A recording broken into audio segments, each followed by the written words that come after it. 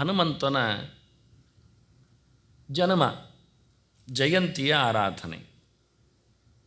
ಇದನ್ನು ಹೇಳಿರತಕ್ಕ ಮಾತುಗಳು ಅದನ್ನು ಒಂದೇ ಕಡೆಯಲ್ಲಿ ನಾವು ಕಾಣಬಹುದಾದರೆ ವಾಸ್ತವವಾಗಿ ಒಂದು ತಂತ್ರಸಾರ, ಮತ್ತೊಂದು ವಾಯುಪುರಾಣ, ಇನ್ನೂ ಒಂದು ಆನಂದದ ರಾಮಾಯಣ.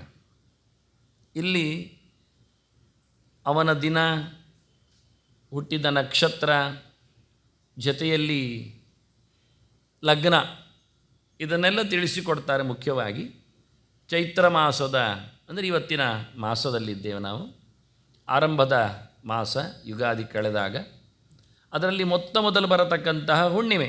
ಚೈತ್ರೇ ಮಾಸಿ ಶೀತೇ ಪಕ್ಷೇ ಪೌರ್ಣಮಾಸ್ಯಾಂ. ಮತ್ತು ಹನುಮಂತನ ಅವತಾರಕ್ಕೆ ವಾರ ಅದು ಮಂಗಳವಾರ. ಹಾಗಾಗಿ ಅವನ ವಾರವನ್ನಾಗಿ ಕೆಲವರು ಗಮನಿಸ್ತಾ ಹನುಮಂತನ ಗುಡಿಗೆ ಹೋಗುವಾಗ ಮಂಗಳವಾರವನ್ನು ಆಯ್ಕೆ ಮಾಡ್ತಾರೆ. ಕೆಲವರು ಅದಕ್ಕೆ ಉತ್ತರ ಕೊಡ್ತಾರೆ, ಅವನು ನಮಗೆ ಬದುಕಿನಲ್ಲಿ ಮಾಂಗಲ್ಯ ಮಾಡಬೇಕು, ಅದಕ್ಕಾಗಿ ನಮ್ಮ ಮಂಗಳವಾರ ಹೋಗ್ತೇವೆ ಅಂತ. ಇನ್ನು ಕೆಲವರು ಬಹಳ ಜೋರಿದ್ದಾನವ, ಅಂದರೆ ಯುದ್ಧ ಮಾಡುವವ, ರಕ್ತಕ್ರಾಂತಿಯವ, ಹಾಗಾಗಿ ಕುಜವಾರದಲ್ಲಿದ್ದಾನೆ. ವಾಸ್ತವವಾಗಿ ಆಗಲ್ಲ, ಅವನು ಹುಟ್ಟಿದ್ದೇ ಕುಜವಾರದಲ್ಲಿ. ಆದ್ದರಿಂದ ಮಂಗಳವಾರದಲ್ಲಿ ಅವನ ವಿಶೇಷವಾದಂತಹ ಪೂಜೆ ಪುನಸ್ಕಾರಗಳು. ಹುಟ್ಟುವಾಗಲೇ ಪೂರ್ಣವಾದಂತಹ ವ್ಯಕ್ತಿತ್ವದಲ್ಲೇ ಬಂದಿದ್ದಾನೆ. ಮೌಂಜಿ ಮೇಖಲಯ ಯುಕ್ತ ಕೋಪೀನ ಪರಿಧಾರಕ ಕರ್ಣಯೋ ಕುಂಡಲೇ ಪ್ರಾಪ್ತ ತಥಾ ಯಜ್ಞೋಪವೀತಕ. ಇವೆಲ್ಲ ಅವನ ಅಸಾಧಾರಣವಾದ ಲಕ್ಷಣಗಳು ಹನುಮಂತ ಬಂದಾಗ. ಅಂದರೆ ಬೆತ್ತಲೆ ಮೈಯಲ್ಲಿ ಬರಲಿಲ್ಲ ಎನ್ನುವುದೊಂದು ದೊಡ್ಡ ವಿಷಯ. ಹೀಗೆ ಕರ್ಣಕುಂಡಲದ ಜೊತೆಯಲ್ಲಿ ಕರ್ಣನ ಜನ್ಮ ಆಗಿತ್ತು, ಹಾಗೆ ದಿವ್ಯ ವ್ಯಕ್ತಿಗಳ ಜನ್ಮದಲ್ಲಿ ಅನೇಕವಾದಂತಹ ಆಭರಣಗಳು, ವ್ಯವಸ್ಥೆಗಳು ಇರ್ತವೆ. ಅರ್ಥ ಆಗಿರಬೇಕು ನಿಮಗೆ. ಅವನು ಕೋಪಿನ ಹಾಕಿಕೊಂಡು ಬಂದ ಅಂದರೆ ಹುಟ್ಟುವ ಪ್ರಾದೇಶಿಕವಾದ ಸಂಪರ್ಕಗಳು ಅವನಿಗೆ ಇಲ್ಲ. ದೈಹಿಕವಾಗಿ ಎನ್ನುವುದನ್ನು ತೋರಿಸಿಕೊಡಲು ಇದನ್ನು ಮಾಡಿರತಕ್ಕಂಥ ಒಂದು ಉದ್ದೇಶಪೂರ್ವಕವಾದ ನುಡಿ ಆಗಿದೆ.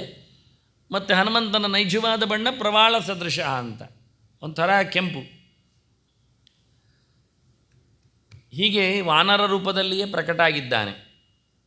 ಆದರೆ ಅವನಿಗೆ ಬೇಕಾದಂತಹ ರೂಪಗಳನ್ನು ಪಡೆಯತಕ್ಕಂತಹ ಶಕ್ತಿ, ದಿವ್ಯವಾದ ಶಕ್ತಿ ಇದೆ. ಹೀಗಾಗಿ ಅವನು ಮಾನುಷ ರೂಪದಲ್ಲಿಯೂ ಕಾಣಿಸಿಕೊಳ್ಳುತ್ತಾನೆ, ಮನುಷ್ಯರಂತೆ ಮಾತಾಡುತ್ತಾನೆ.